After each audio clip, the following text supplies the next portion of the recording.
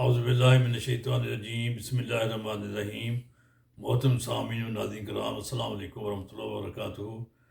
آج ہمارا پروگرام یوم قائد اعظم جو 25 دسمبر 2024 کو منایا جا رہا ہے، اس حوالے سے ہوگا۔ یہ امن، اتحاد اور تنظیم کے درس کا دن ہے۔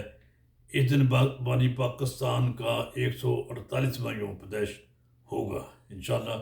اس دن کی مناسبت سے ہمیں اس شخصیت جس نے ہمارے عظیم ملک پاکستان کے حصول میں قائدانہ کردار ادا کیا کو خراج تحسین عقیدت پیش کرتے ہوئے ان کی بلندی درجات کی دعا کرنی چاہیے۔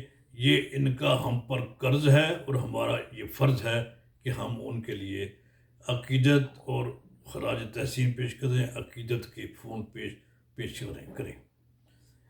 نگاہ بلند، سکون دل نواز، جاں پرسوز، یہی ہے رخت سفر میرے کاروان کے لیے۔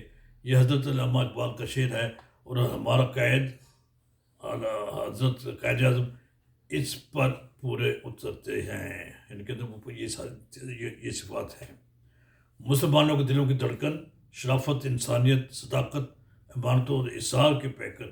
قائد اعظم جیسی شخصیت کا ہماری قوم کو اللہ کی طرف سے ملنا، اللہ کی طرف سے ودیعت ہونا، یہ ہمارے پاس ان کا آنا، یہ اللہ کا ہم پر احسان ہے۔ ہمیں اللہ کا بھی شکر ادا کرنا چاہیے۔ اس عزیز سپور کی ہمیں رہنمائی حاصل رہی جن کی ساتھ حضرت علامہ اقبال رحمۃ اللہ علیہ کی فکری معاملت رہی۔ اگرچہ قائد اعظم وضاقتہ میں ذی طرز زندگی کے ہمرد رہے، لیکن یہ جان کر از حد خوشی ہوتی ہے کہ وضاقتہ میں جتنے وہ ماڈرن نظر آتے ہیں، اپنے افکار اور اللہ اور اس کے رسول صلی اللہ علیہ وسلم پر اس سے کہیں زیادہ پختہ یقین رکھنے والے رہنما ہیں۔ اقبال فرماتے ہیں، خرد نے کیا بھی دیا لا الہ تو کیا حاصل، دل و نگاہ مسلمان نہیں تو کچھ بھی نہیں۔ تو یہ دل و نگاہ سے مسلمان تھے۔ اس زمانے میں آج کے پروگرام میں ان میں سے چند چھوٹی کچھ باتیں بیان کی جائیں گی تاکہ نئی نسل حضرت قائد اعظم کی مسلم فکر سے آشنا ہو سکے۔ قائد اعظم کی شخصیت اصول پرستی، حق گوئی، جرأت، ہمت، استقامت، ذہانت و فطانت سمیت دیگر اعلیٰ صفات کا برکہ تھی۔ ہندو رہنما کسی مقام اور کسی موقع پر بھی قائد اعظم کو شکست نہ دے سکے۔ حدیث پاک ہے، المومن لا یلسع من جوہر مرتین، کہ مومن کو ایک سلاح سے دو بار نہیں ڈسا جا سکتا۔ ہندوؤں نے بہت کوشش کی قائد اعظم کو دھوکہ دینے کے بعد دوبارہ ان کو رام کرنے کی بہت کوشش کی، لیکن قائد اعظم نے ان کے ہاتھ نہیں گئے۔ قائد اعظم نے صاف واضح موقف اختیار کیا اور ان کو اس میں شکست دی۔ اب ہم کچھ چھوٹے واقعات ایک دو تین واقعے بیان کرتے ہیں۔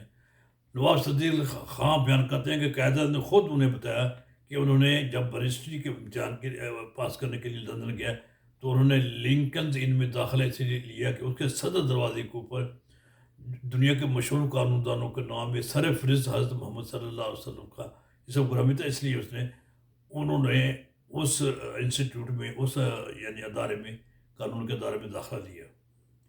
بیگم نصرت عبداللہ ہارون جو قائد اعظم کے ساتھی تھیں، ان کے خاندان کے ساتھ مراسم تھے۔ قائد اعظم کے انہوں نے بتایا کہ قائد اعظم نے اپنے انگلستان میں قیام کے دوران کے ایک واقعہ بیان کیا کہ ایک مرتبہ کرسمس کے موقع پر لڑکوں اور لڑکیوں میں ایک کھیل کھیلا جا رہا تھا جس میں جیتنے والے کو دوسرے ساتھی کی فرمائش پورا کرنی تھی۔ قائد اعظم جیتے تو ساتھی نے فرمائش کی کہ آپ فلاں لڑکی سے ہاتھ تھام کر اس کے ساتھ رقص کریں گے، مگر انہوں نے یہ کہہ کر انکار کر دیا کہ میں اپنی شریک حیات کے سوا کسی کو ہاتھ نہیں لگاؤں گا، اور آپ نے پھر زندگی پر اس کول پر ان پر رہے۔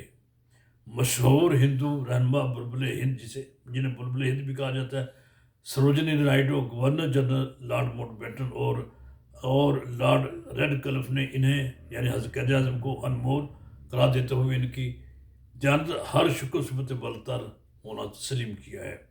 قائد اعظم کا اپنے مسلمان ہونے پر بھی فخر رہا، وہ اس کا اظہار بھی کرتے رہے۔ ان کے ڈرائیور فقیم محمد کا جمعہ کی نماز کے وقت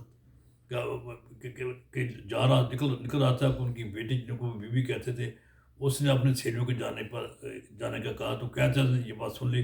قائد اعظم نے منع کیا اپنی بیٹی کو، انہوں کو کہا کہ تم دوسرے ڈرائیور کے ساتھ چلے جاؤ، فقیم محمد نماز پڑھنے جا رہا ہے، جمعے کو نماز پڑھنے سے مت روکو۔